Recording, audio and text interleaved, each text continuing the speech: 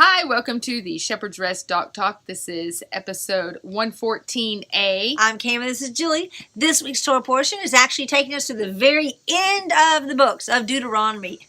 Now, if you happen to see on your listing of the readings, this week is actually in Exodus, and it has to do with the Feast of Sukkot. We will be celebrating Sukkot October 4th, that evening. It's a Wednesday evening, and then that into Thursday. October 5th is the Shabbat.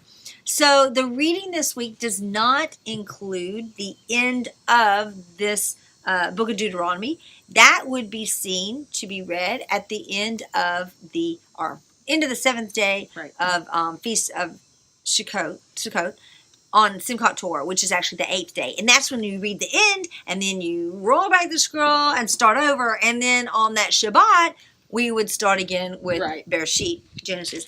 So instead of having to go, oh my gosh, let's read the last one, and then, oh my gosh, let's hurry up and read the next one, and have two so close, we decided that we were going to take the opportunity this week and go on and bring it to a close in our discussion and allow next week to fully just start it again. Yes. So let's go and let's look at Deuteronomy. It's chapters 33 and 34. If you'd like to see last year's, it is 66A and 66B for last year. So I thought I would just touch on a few things, and if they repeat from last year, maybe we're just supposed to hear them again. I want to look let's look at the very beginning. If you notice in 33:1, it says, and this is the blessing with which Moses, the man of God, blessed the children of Israel before his death. First of all, Moses isn't calling himself the man of God. The wording in here is quite different. Moses is always spoken of in the third person because Moshe isn't the writer of this. He's already dead. Moses, he did. He did. Now we're going from Joshua writing this out. It's kind of, if you remember back earlier when Aaron died, he went up on the mountain, but Eleazar went with him and Moshe, and there was a passing down the baton, right? Moving on, Eleazar, here you go. So the same thing seems to have happened here. When Moshe went to the mountain, it appears that Joshua went with him, which would make sense for the pattern that he would have been given that the information. He heard this. This is a first-hand account of what he heard. Now, there's an interesting discussion, and it has to do with, it says, and this is the blessing with which Moshe gave. And that links, the wording of that, Joshua's using to link us back to Genesis 49 when Jacob is giving, this is the blessing. That there is a connection between the two, and it's to make us go, the reader, to be able to say, and the one hearing it, to be able to say, wait a minute, this is a continuation of what our forefather Jacob had given to his sons. You know what? This is showing the promise that Israel's not done. Israel is going to, now not just the tribes and the families, but now as a nation, how it's going to grow.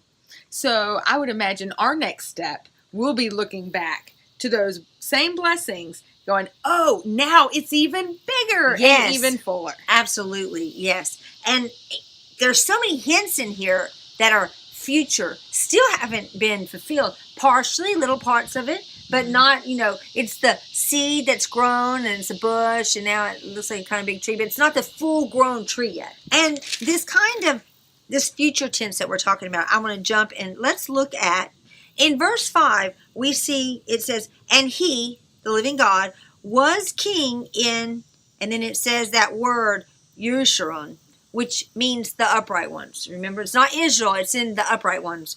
And it says, when the heads of the people were gathered and the tribes of were gathered, the tribes of Israel. So the tribes of Israel, but they're the upright ones. Okay, so right here, we see it as past tense. But the Targum uses this in future tense, which makes sense because everything after this is future tense. So I'm not sure why our Bibles tend to say past tense and then future, but the Targum has this as a part of the future, a part of the overall what's going to happen with Israel when your upright ones come. So it should read, or it would read like this: He, the living God, is king in Jerusalem with the upright ones, okay? Yeah. When the heads of the people are gathered, the tribes of Israel. Well, when Messiah comes, isn't he going to gather them all? And aren't they going to acknowledge him? Yeah. So if we look at this as future, it doesn't mean that it never happened. Look, we know that in the wilderness, when they first accepted him as king, they accept him as king. And then we know later in Samuel that they're like, we don't want you as king. We want Saul. Yeah. So we know that he's accepted as king to them. But we also see that there's going to be a future gathering where all the heads come together, and it's going to be his upright ones who acknowledge him as king over them. So it's not just a pat. We shouldn't read this and go, that's what happened in the wilderness, and it is no more. We should read it and go, that's going to happen again. Yes. It's going to happen again.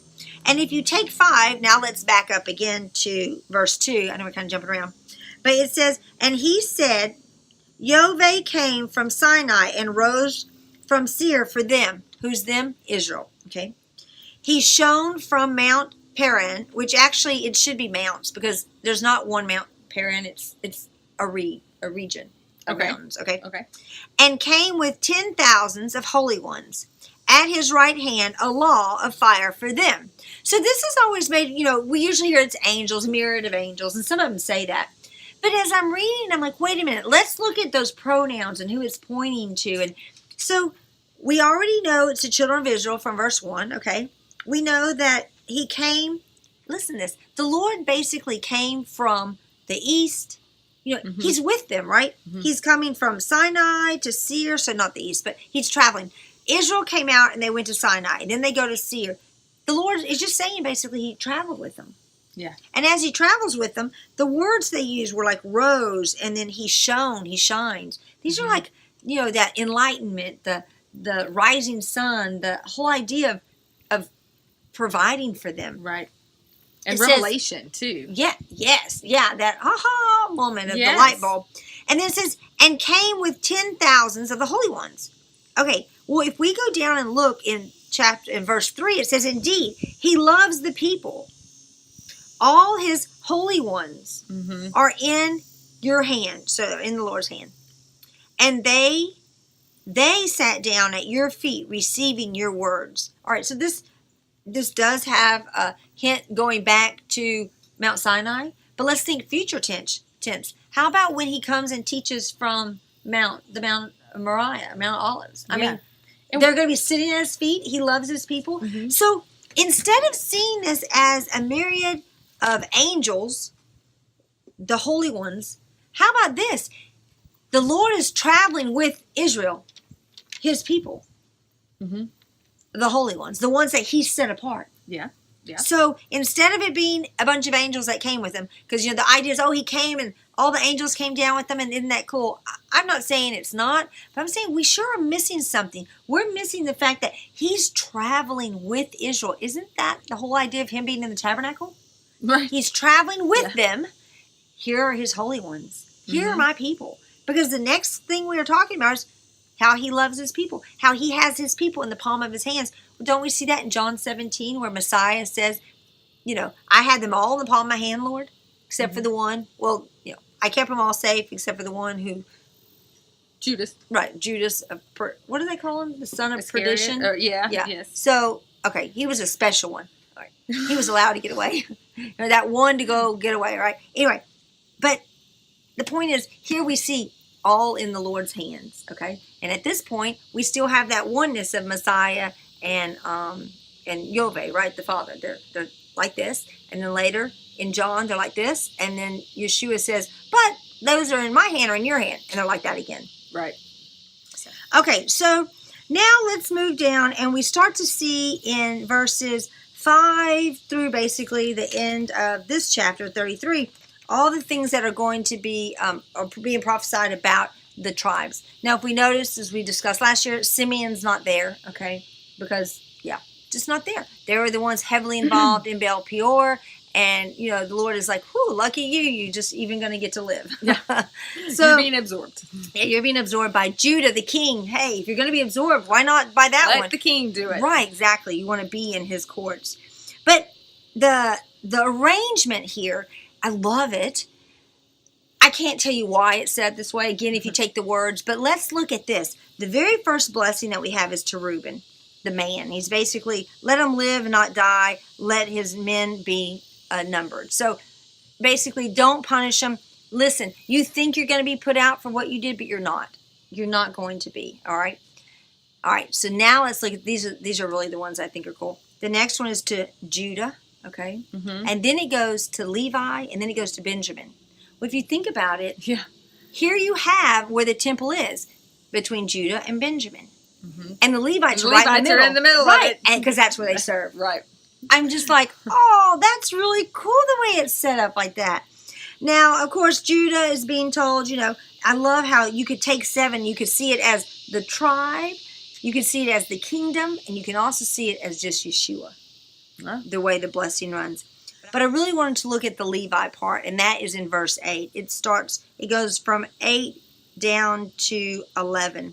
So in verse 8, we see something interesting. I can't pronounce the 2 words of the things that they have, so we're not going to talk about that. What I want to talk about is it says, whom you tried at Massa, I don't know how to say it, with whom you contended at the waters of Meribah. Okay, this is in Exodus 17.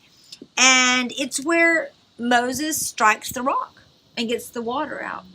But what's interesting is this is to Levi. And it's told, it's where he tried you. Levi. The Levites. Oh. So while all of Israel was going through it. Moses is a Levite. Not only, oh, boy, yeah. And Moses struck the rock. He did right. He did correctly. But also the Levites who are going to serve the Lord, who's the moaning. And the question is not the Lord with us? Yeah. So it says to me that the Levites at the time must have said, yeah, he is. Because the next shrine that we see is where? At the golden calf. The Levites are the ones that are being tried on that because they're the ones who Moses draws the line, the Levites come over, and then what do? They are responsible for killing the 3,000 who are supposed to be killed, right? Right. And they're commended, if we look in verse 9, it says, who said of his father and his mother, I have not seen them, and he did not acknowledge his brothers, nor or know his own children, for they have guarded your word and watched over your commands.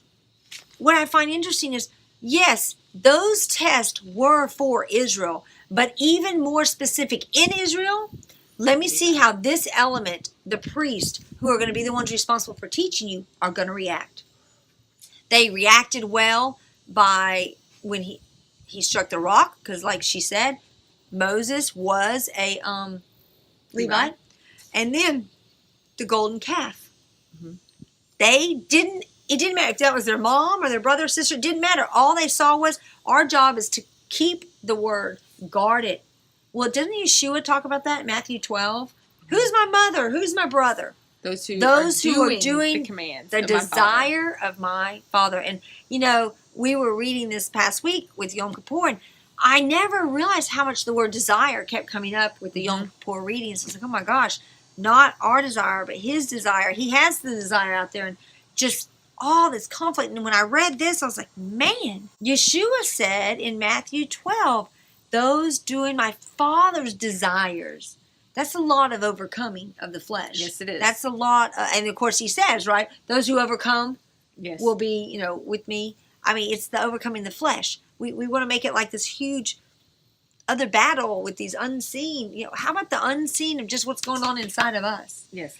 And you reading something made me think of a conversation that we had today while we were running about the Spirit being poured out. And okay, so if we're priests to the nations, or if we're part of the heavenly priests, then we're going to have the same tryings.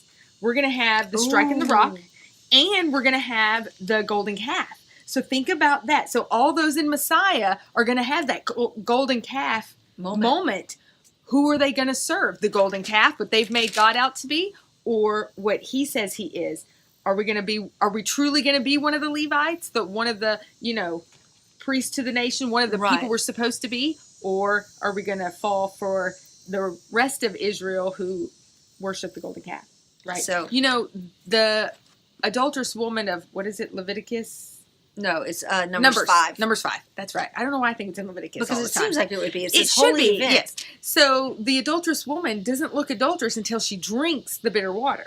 Right. At some point, we're all going to have to drink that bitter water. And I thought to myself, what if that is the pouring out of the Holy Spirit testifying to Torah that we're drinking? You see some people being pushed all the way to the, well, it's not, Yeshua is not even the Messiah. You know, Right. Jesus is not even the Messiah. He's a false Messiah. Then you see people being pushed all the way to the other side saying, no, we are adamantly denying Torah. Right. But to the woman who wasn't adulterous, it wasn't bitter. It, when she drank it, it made her fruitful. Right. And she produced offspring, which is the fruit that we produce once we understand the living water and the living word Right. is Yeshua. Right. And Yeshua is Torah, the living word.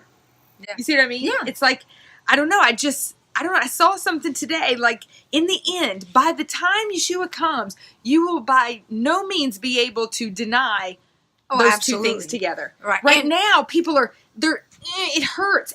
Ouch. It's Right. stop. They're in It's a crowd. uncomfortable. They're trying to get through, but they're getting beat up. Oh my and gosh! they're- How about like this? Like a child about to be born. Yeah. You're very uncomfortable in there. You're getting knocked around, and then Yeah. finally you're like, "I'm just going out." Yes. Just like that. Just like and we that. talked about that. Remember the whole diagram with Galatians with the Jews and the Gentiles Yeah. being the two twins and being Yeah. birthed into New Jerusalem. I mean, that's the Well, whole goal. You know, That's the point. more I'm seeing, and Dr. Dye says this, Diane Dye, she talks about how the Lord he separates them to bring them back together. Like he Yeah. pulled the man out of the woman, then he has them marry, become one. Right. And the more I'm understanding, I'm seeing that in Scripture, like you're talking about. He pulled us apart, Jew and Gentile, and now he's allowing us to come back together, Yeah. and Yeah, yeah. just to make the one whole. And that's Right. just such a common theme. And even in the end, with the New Jerusalem, it all Yes. becomes as one again. Yes. Yes. Ephesians 1 talks about that. Right, yeah. At the completion of time, he brings it all together. Not now. Right, I mean, it'll be no. at the end of the millennium. Absolutely. Right now we're just experiencing the spiritual grafting in and coming together like Paul talks about. But Right. in the end, we will experience the physical bringing together. The totality of the physical and the totality of the spiritual. Yes, And that's a they're better way to both put it. moving in- Right, because right in a now it's progression. spiritual. Yeshua will come back and make a physical. Right. We'll have a physical representation, but I still think we'll be separated. Right, Oh, yeah, and right, then right, come and then back it'll- right. at the very end. Yeah, that's It's what I like say. it all comes down. Right. That's when why the bride comes down. That's why Hebrews 8 says that it's in the last verse of Hebrews 8. It's moving. It's that progression of the old or the new. What is it? The old passing away and the Yes, new coming in. and the new It's coming not in. It's the Right. process, and then it's that Yes. new heaven and earth. But anyway, Yes. blah blah blah. It has been great chatting. It's been a fantastic year. Oh my gosh, it has been good, and we can't wait for this next coming Torah portion cycle. And it's going to look a little different. We're going to do more of just a dialogue on what we've both gotten from the Torah portion, as well as touching into some of the letters in the Brit Hadashah. It's going to be fun, and we hope that you will stick around and join us for this coming year of 5778 Yes. on the Hebraic calendar. And for now, we hope that you have a fantastic week and enjoy this week of Sukkot. Shalom!